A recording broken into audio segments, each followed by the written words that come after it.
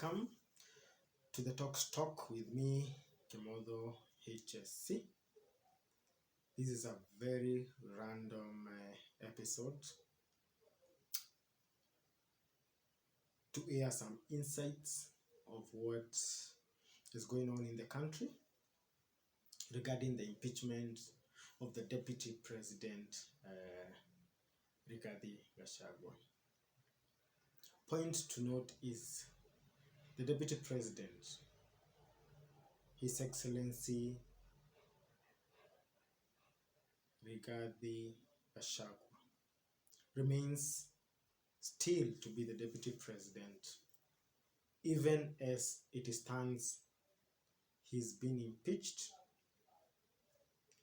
by 281 MPs versus 44 at the National Assembly,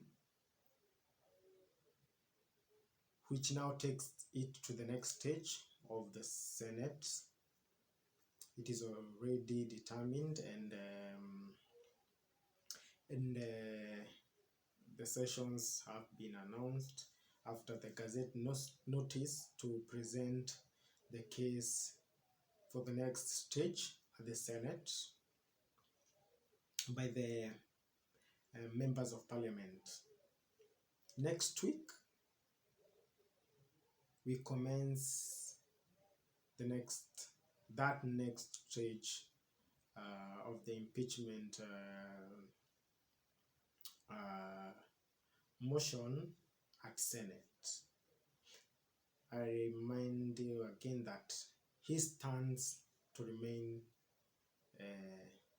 the Deputy President of Kenya, even though impeached by the National Assembly. This is the final stage for the impeachment. From here, if the Senate confirms, he then ceases to hold the office of the Deputy President. But then after that, he has a choice to go ahead to the courts to seek justice, and they might stop the removal of the Deputy President from the office. It might be long. We are waiting to see what happens and to what extent the legislators are determined to go. Now let us talk about the situation we are in as a country. It is quite weird, and I want to point out about the IEBC. Was the constitution of the IEBC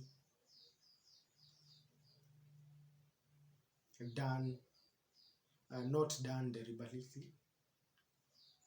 That they chose not to have it constituted so that in such a case where the people are advocating for both of them, the president and his deputy, to leave office, that in a situation where we remove the president, we will be having a vacancy in terms of the IEBC to constitute or to conduct the elections. This is a thing that only needed around 60 days to constitute the IEBC, but we realized that the first problem was with Azimio.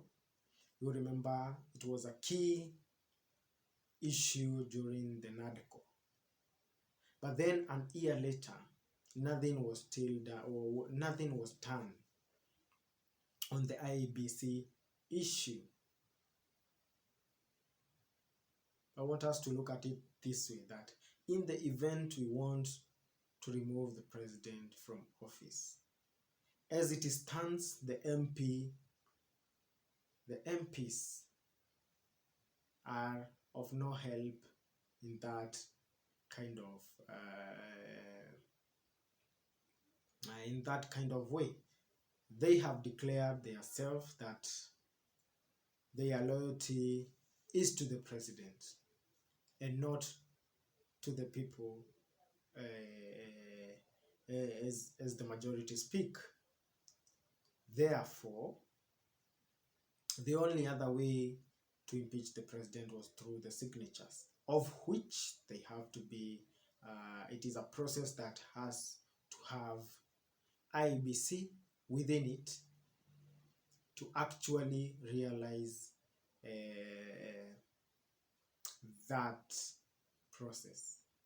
And as it stands, we don't have an IABC in place, so it becomes even more difficult to try and impeach the president. I have seen Morara Kebaso, who is a very promising young leader, who is a very promising young activist, propose that they will be finding a member of parliament to help them table a motion of impeachment at the parliament, but you realize the necessities needed to impeach the president are similar to that of the president, the deputy president. And we, as it stands, we don't have the numbers to impeach the president at the National Assembly. They have declared their loyalty to the president. So that is a closed door unless it is approached any other way or looked at in a later date. It even speaks to more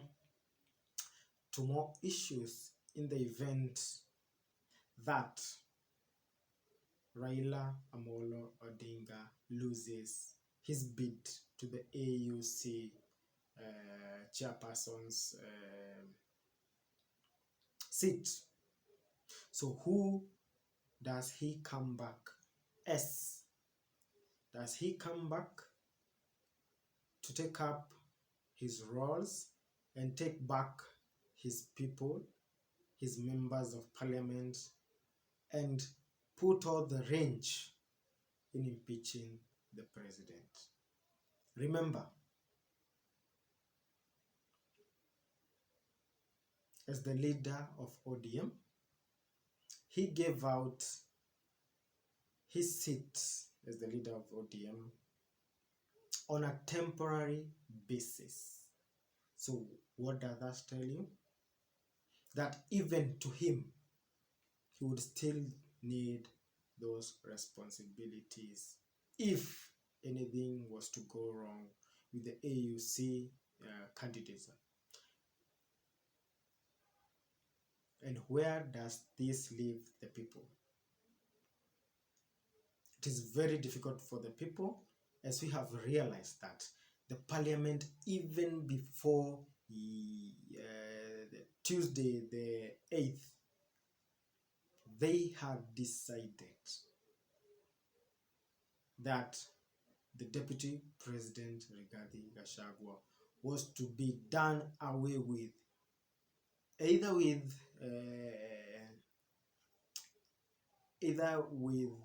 what do you call it, with evidence or whatsoever. They had made up their mind. They didn't need the evidence. It was a gone case. It is very unfortunate that it didn't move them an inch, given that the evidence that the deputy president Rigathi Gachagua put across was very concrete, given that the members of parliament on their end, they gave little evidence to the charges that they put across against Rigathi Gachagua. It is very unfortunate that the House, the people, the legislators that we expect to keep the presidency, to keep the executive in order and in check, to make sure that they check on them, to make sure that they serve the people, is the same legislators that have declared their loyalty to the president. It is very unfortunate that we are losing one arm of government to another arm of government, and now we remain with little hope at Senate, and even more little hope at the judiciary. We expect, we believe in them. They have the capacity, especially the judiciary, they have the capacity to make sure they arrest this case, and they push to have the constitution of Kenya being followed to the book and not being mutilated anyhowly. We have seen whereby the public participation results really didn't seem to have any effect on this motion. I am not purporting that they should not have impeached the deputy president, but they should have made their judgments by the public participation, by the evidence presented. In any case, some elites are arguing that the deputy president was supposed to make his case before the public participation was to be done, to give people a clear sight on why are we saying Rigathi has these charges. What have he said? So what is the truth regarding the evidence presented by the parliament and the evidence presented by the charged persons? In this case, this didn't happen, and by the look of things, it is a process prepared for the courts. Even though we are at Senate, it seems to be a case prepared for the courts. It will be a long journey. Even if the courts or the Senate reinstate the deputy president to his seat, you can be sure that this is a government that will be run with a back and forth issues. But we would love to see the deputy president, Rigathi Gachagua, being there, because now he stands out as the person who would scream anytime the the public funds are being stolen. And we should have stood with making sure that if they have to go the same way we voted, they should have left both of them. It is quite unfortunate,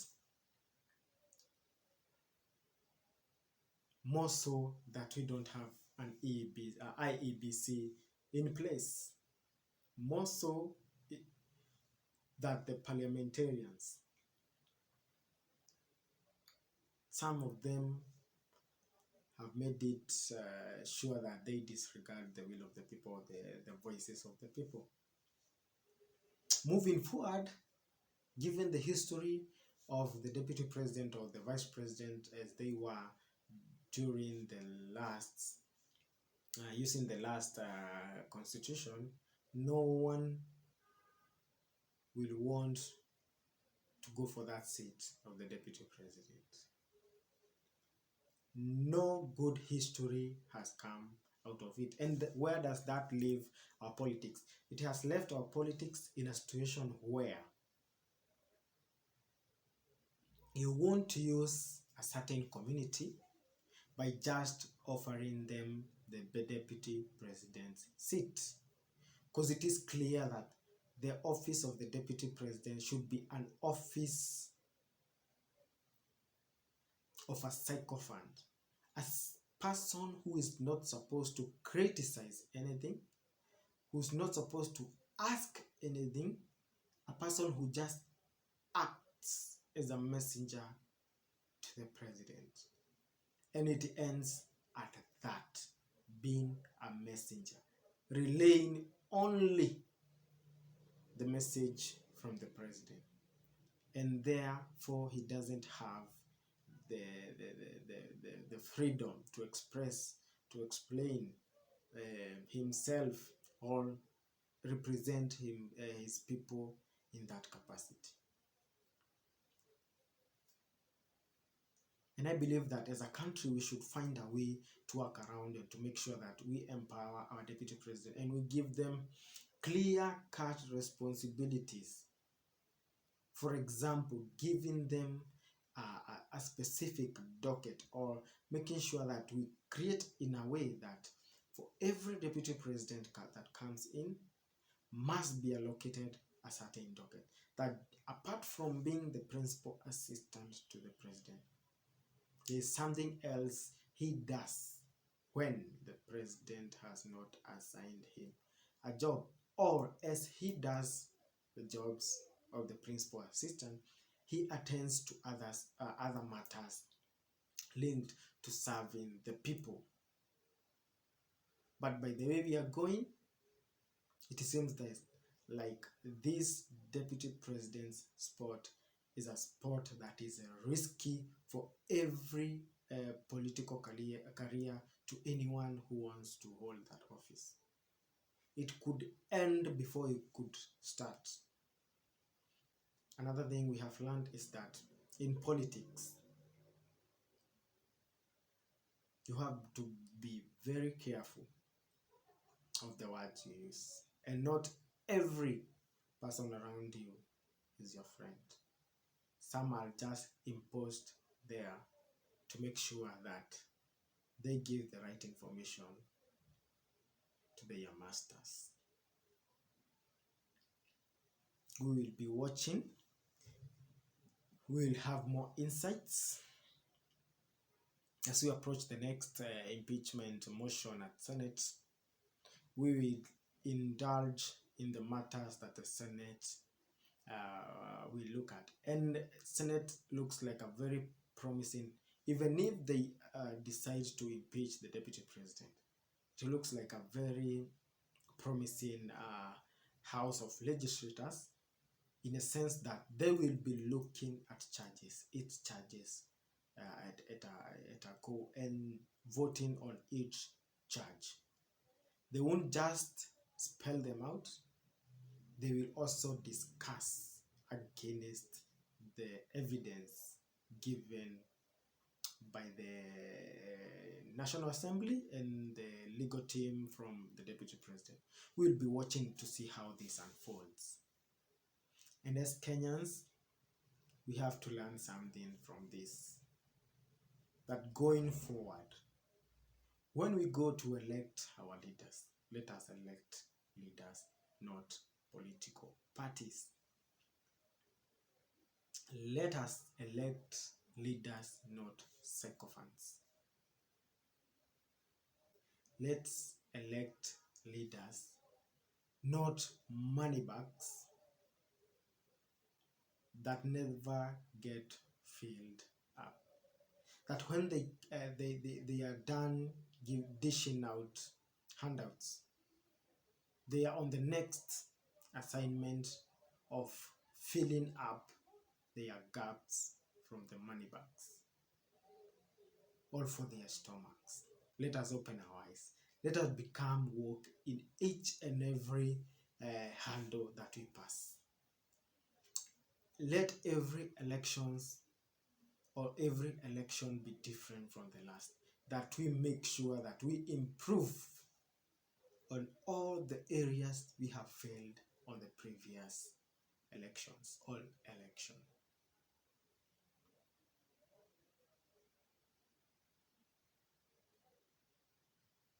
As we head to 2027, it is upon you and me to make the right decisions for this country, for tomorrow, and for generations to come. Not only for that moment, but for tomorrow and for generations to come. Let us not repeat the same mistakes. Let us advance with every move we make. That's all for today. It was quite random. I hope that we'll be walking this journey as we continue improving on this insight delivery from the Talks Talk with me, Kimotho HSC. Until next time, thank you.